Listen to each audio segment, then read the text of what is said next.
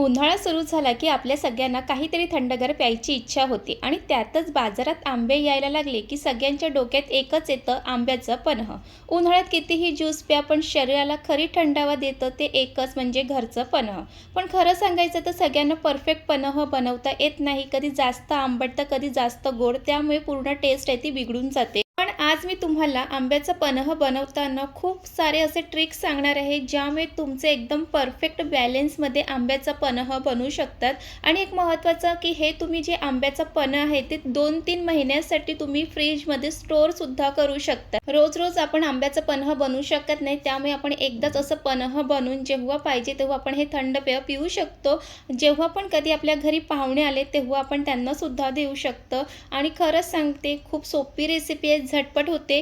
पण जर तुम्हाला 2-3 महिन्यासाठी स्टोअर करून ठेवायचं असेल तर ही रेसिपी शेवटपर्यंत नक्की बघा. आंब्याचं पन्ह बनवण्यासाठी कच्चे आंबे घ्यायचे आहेत. आता तुम्हाला जितक्या क्वांटिटीमध्ये आंब्याचं पन्ह बनवायचं आहे तितके तुम्हाला आंबे घ्यायचे आहेत. मी काय ह्या सर्व आंब्याचं पन्ह नाही बनवणार आहे. मी फक्त 3 आंब्याचं पन्ह तुम्हाला बनवून दाखवणार आहे. सर्वात आधी आंब्याचा वरचा डेटाकडचा भाग कापून घ्या, कारण त्या भागात चीक असतं. तो काढला नाही तर चव थोडी कडू लागू शकते. हे महत्त्वाची टिप्स आहे.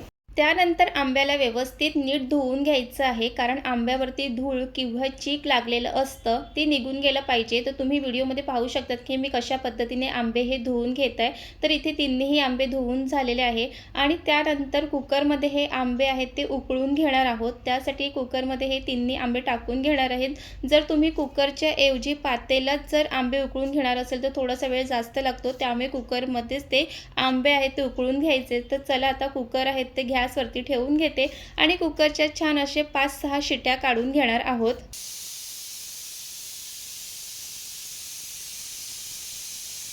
तर इथे कुकरच्या 5 शिट्या काढून झालेल्या आहे. कुकरसुद्धा थंड झाले. आता बघून घेऊया की आंबे व्यवस्थित उकळून झालेले आहेत की नाही.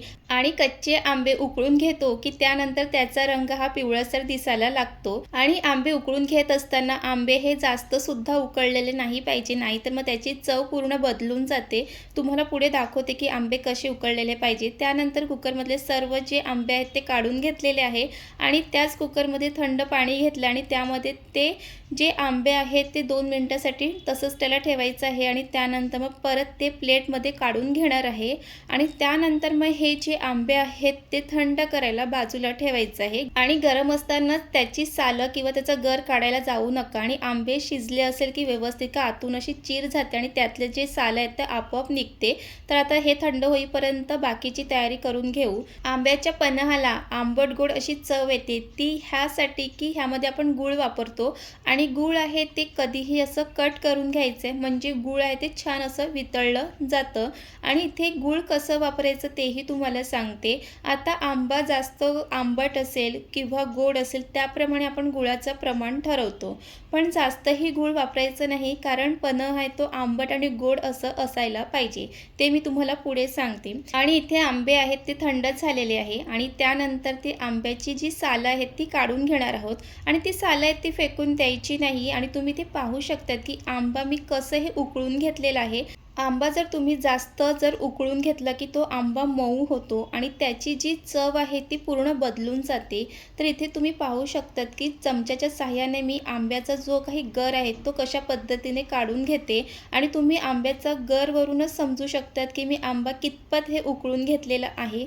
म्हणून जास्त आंब्याला कधीही उकळून घ्यायचं नाही आहे. तर चला इथे अशाच पद्धतीने सर्व आंब्याचा जो काही गर आहे तो काढून घेणार आहे. आणि जो आपण सालंसुद्धा काढून घेतलेली त्याच्यावरचं सुद्धा काढून घ्यायचं आहे. आणि आंब्याची गर ना हे चमच्याने काढणं अगदी सोपं आहे. तर तुम्हीसुद्धा ना अशा पद्धतीने चमच्यानेच काढून घ्या, हाताने नका ते काढायला जाऊ. आणि तुम्हाला जर हा आंब्याचा गर आहे तो गुळाच्या पाकासोबत जर तुम्हाला एक 15 दिवस किंवा 1 महिन्यासाठी जर टिकून ठेवायचं असेल ना, तर हा आंबा अशाच पद्धतीने तुम्हाला उकळून घ्यायचा आहे. तरच ते मग आंब्याचा जो काही गर आहे तो फ्रीजमध्ये ठेवून आपण एक 2-3 महिन्यासाठी स्टोअर करू शकतो. आणि आंब्याचा पन्हाचा जो काही चव आहे ती अजिबात चेंज होत नाही. तर इथे मी सर्व आंब्याचा गर आहे तो काढून घेते आणि तुम्ही आपल्या चॅनलवर नवीन असाल तर सबस्क्राईब करा. व्हिडिओ आवडत असेल तर लाईक करत चला, कमेंट करत चला. तर चला इथे सर्व झटपट असं आंब्याचं गर काढून घेतलेलं आहे आणि इथे पाहिल्यानंतर तर असं वाटतं की हे पिकलेल्या आंब्याचं गर दिसतं, पण खरं तर हे कच्च्या आंब्याचं गर आहे. तर इथे अशा पद्धतीने काढून घेतलेलं आहे. त्यानंतर मग मिक्सरचं भांडं घ्यायचं आहे आणि जो आपण आंब्याचं गर काढून घेतले तो सर्व मिक्सरमध्ये टाकून घेणार आहोत. आणि आंब्याचा सीझन चालू झाला की घरोघरी आंब्याचा पन्ह तर सगळ्यांच्याच घरी आपल्याला पाहायला मिळतो. आंब्याचं सर्व गर हे मिक्सरमध्ये टाकून झालेलं आहे आणि ह्यामध्ये अगदी चिमूटभर इतकंच पाणी घालायचं, जास्त पाणी घालायचं नाहीये आणि मिक्सरला फिरून घ्यायचं. आणि तुम्ही इथे पाहू शकतात की किती छान अशी पेस्ट ही बनून झालेली आहे. तर अशा पद्धतीने आंब्याची पेस्ट झाली पाहिजे. इथे तुम्ही बघू शकतात कुठेच असं आंब्याचा गरचा तुकडा राहिला नाही पाहिजे. त्यानंतर एखादा बाऊल, पातेलं जे घ्यायचं ते घ्या. त्यानंतर अशी चाळणी, जी तुमच्याकडे चाळणी असेल ती तुम्ही घ्या आणि ती चाळणी पातेल्यावरती, बाऊलवरती ठेवून त्यावरती जे आपण मिक्सरला फिरून घेतलेलं आंब्याचं गर आहे ते टाकून तुम्ही अशा पद्धतीने ते गाळून घ्यायचं आहे. आणि चाळणीवरून असं हे गर गाळून घेतल्यामुळे आपल्याला गुळगुळीत आणि एकसारखा आंब्याचा गर मिळतो. तुम्ही इथे पाहू शकतात. आणि आंब्यामध्ये जे काही धागे असतात ते सुद्धा निघून जातात. म्हणून ही स्टेप नक्कीच फॉलो करायची आहे. आणि ही सगळी तुम्ही जर स्टेप फॉलो केली ना तर 2-3 महिने तर आरामात टिकतं. म्हणून हे सगळे तुम्हाला फॉलो करायचे आहेत. आणि हे करायला काही जास्त वेळसुद्धा लागत नाही, खूप पटापट होतं. आणि मी अशाच पद्धतीने सर्व आंब्याचं गर आहे ते अशा पद्धतीने करून घेणार आहे. आणि हे करत असताना खरं तर मजासुद्धा येते. आणि तुम्ही सुद्धा आंब्याचं पन्ह बनवताना ही स्टेप फॉलो करतात का हे नक्कीच मला कमेंट करून सांगा. त्यानंतर इथे झटपट असं हे आंब्याचं गर आहे ते चाळणीतून गाळून घेतलेलं आहे आणि एकसारखं असं हे आपल्याला आंब्याचं गर मिळतं. आणि तुम्ही इथे पाहू शकता की किती मस्त अशी स्मूथ पेस्ट झालेली आहे. तर चला त्यानंतरची जी काही स्टेप आहे ती करायला घेऊया. इथे बारीक करून घेतलेलं ती गूळ आहे ते एका पातेल्यामध्ये टाकून घेणार आहे आणि त्यामध्ये पाणी घालणार आहोत. पाणी इतकंच घालायचं आहे की त्यामध्ये गूळ आहे ते पूर्ण भिजलं जाईल.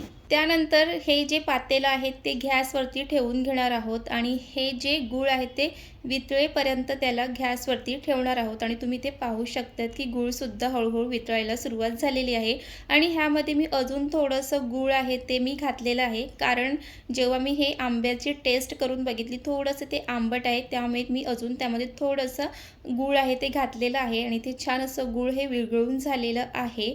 त्यानंतर हे गूळसुद्धा विरघळून झाल्यानंतर गुळाचं सुद्धा ते गाळूनच घ्यायचं आहे.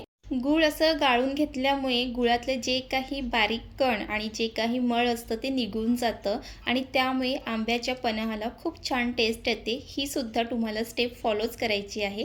त्यानंतर हे गाळून घेतलेले जे गुळाचं पाक आहे त्यामध्ये जे आंब्याचं गर आहे ते सगळं त्यामध्ये टाकून घेणार आहोत. आता तर त्याचं प्रमाण असं असतं की जितकं आंब्याचं गर असेल 1 वाटी तर तितकं गूळ घेतलं जातं. पण गुळाचं प्रमाण हा आंब्यावरती अवलंबून असतं. जसं आंबा जास्त आंबट असेल तर मग थोडंसं गूळ आपल्याला जास्त टाकावं लागतं. पण आंबा जर गोड असेल तर मग गूळसुद्धा आपल्याला कमी टाकावं लागतं, कारण आंब्याचं पन्ह आहे ते जास्त आंबटसुद्धा असलं पाहिजे नाही आणि जास्त गोडसुद्धा असलं पाहिजे नाही. तर परफेक्ट बॅलेन्समध्ये जर तुम्ही आंब्याचा पन्ह बनवलात तरच ते परफेक्ट चव लागते. तर इथे हे सगळं जे आहे गुळाच्या पाकामध्ये आंब्याचं गर छान असं मिक्स करून घेतलेलं आहे आणि तुम्ही इथे पाहू शकतात की ते अगदी छान पद्धतीने हे मिक्स करून घेतलेलं आहे. आणि आंब्याचं गर गुळाच्या पाकामध्ये जेव्हा आपण मिक्स करून घेतो ते जास्त पातळसुद्धा असलं पाहिजे नाही आणि जास्त घट्टसुद्धा असलं नाही पाहिजे. तर अशा पद्धतीने असलं पाहिजे. आणि आता हे आंब्याचं गर आहे ते जास्त म्हणजे 1-2 महिने टिकावं म्हणून ही स्टेपसुद्धा फॉलो करायची आहे. सर्व मिक्स करून झाल्यानंतर परत एकदा आपण ते गॅसवरती ते पातेलं ठेवणार आहे आणि ते एक छान अशी उकळ काढून घेणार आहे. आणि त्यानंतर मग ह्यामध्ये त्याची चव अजून छान यावी यासाठी ह्यामध्ये वेलचीची पूड घालणार आहोत आणि त्यासोबतच ह्यामध्ये भाजून घेतलेले जिरं त्याची पावडर घालणार आहोत. आणि या दोन्हीमुळे या आंब्याचा जो गर आहे पन्ह पिताना खरंच खूप छान टेस्ट येते. हे सुद्धा घालायचं आहे आणि हे सुद्धा छान असं मिक्स करून घ्यायचं आहे. आणि खरंच सांगते ह्यामध्ये वेलची पूड, जिऱ्याची पूड घातल्यामुळे ना या आंब्याचा गरला खूप छान असा सुगंधसुद्धा येतो.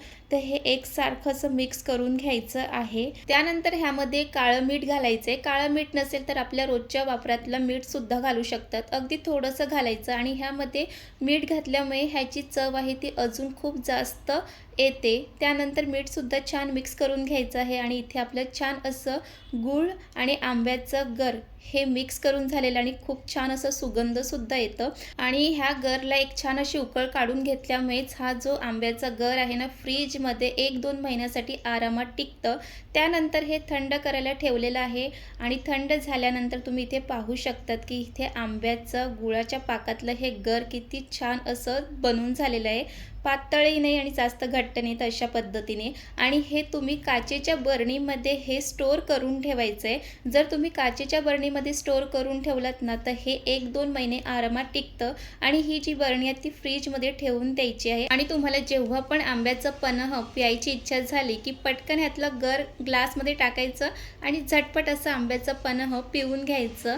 आणि महत्त्वाची टिप्स की प्लॅस्टिक बरणीमध्ये नका ठेवू, तर अशा काचेच्या बरणीमध्येच ठेवा. आणि अजून एक महत्त्वाचं की हे जे गर आहे ना, तुम्ही फक्त आंब्याचं पन्ह बनवूनच पिऊ शकत नाही, तर हे तुम्ही मस्त चपातीवरती लावूनसुद्धा खाऊ शकतात. तुम्ही तुमच्या मुलाला चपातीवरती जर हे लावून दिलं ना, तर एक नंबर लागते. नक्की ट्राय करा.